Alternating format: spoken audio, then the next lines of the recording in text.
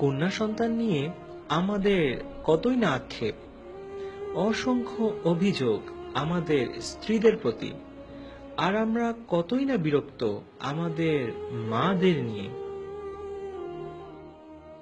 অপ্রিয় হলেও সত্য যে এখনো আমরা অনেকেই কন্যা সন্তানকে দুর্ভাগ্য মনে করি, অথচ ইসলাম এই ধরনের চিন্তা ভাবনাকে কঠোরভাবে তিরস্কার করে।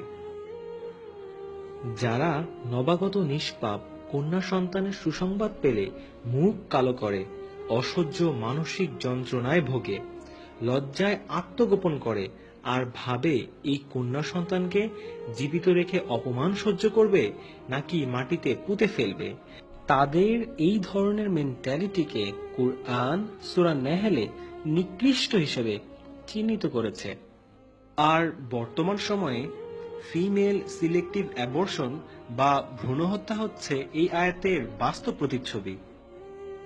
রাসূল সাল্লাল্লাহু আলাইহি ওয়াসাল্লাম বলেছেন, যে ব্যক্তি দুটি মেয়ে সন্তানকে বড় হওয়া পর্যন্ত সঠিকভাবে লালন পালন করে, কিয়ামতের দিন সেই ব্যক্তি এবং আমি একসাথে থাকব।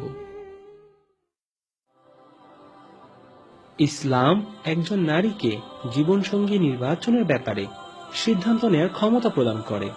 কোনো বিয়ের ব্যাপারে মেয়ের অভিভাবকের সম্মতি আবশ্যক হলেও মেয়েটি তার ইচ্ছা অনুযায়ী বিয়েটি করতে পারে, আবার নাও করতে পারে। একবার এক মহিলা রাসূল সাল্লাল্লাহু আলাইহি ওয়াসাল্লামকে জানালেন যে তার পিতা তাকে ইচ্ছার বিরুদ্ধে বিয়ে দিয়েছেন।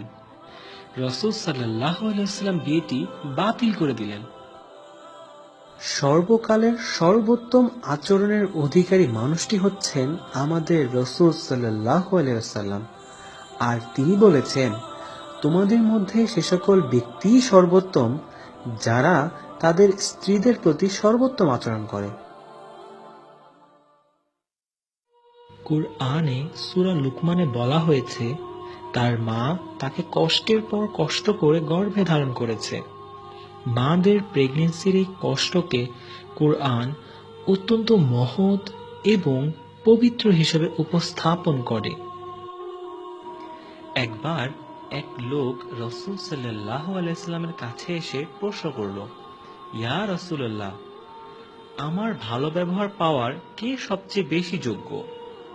রাসূল সাল্লাল্লাহু আলাইহি ওয়াসাল্লাম বললেন, তোমার মা। লোকটি জিজ্ঞেস করল, এরপর কে? তিনি বললেন, এরপরও তোমার মা। লোকটি আবারও জিজ্ঞেস করল, এরপর কে? তিনি বললেন, এরপরও তোমার মা। সে বলল, এরপর কে? রাসূল সাল্লাল্লাহু আলাইহি ওয়াসাল্লাম বললেন, তোমার পিতা। অর্থাৎ মা পেল গোল্ড মেডেল, সিলভার মেডেল এবং ব্রোঞ্জ মেডেল, আর বাবাকে খুশি থাকতে হলো শুধুমাত্র সান্ত্বনা পুরস্কার নিয়ে।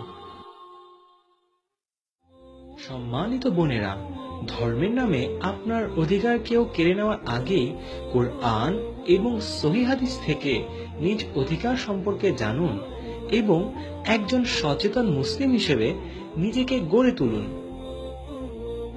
আর dear brothers, don't ignore her.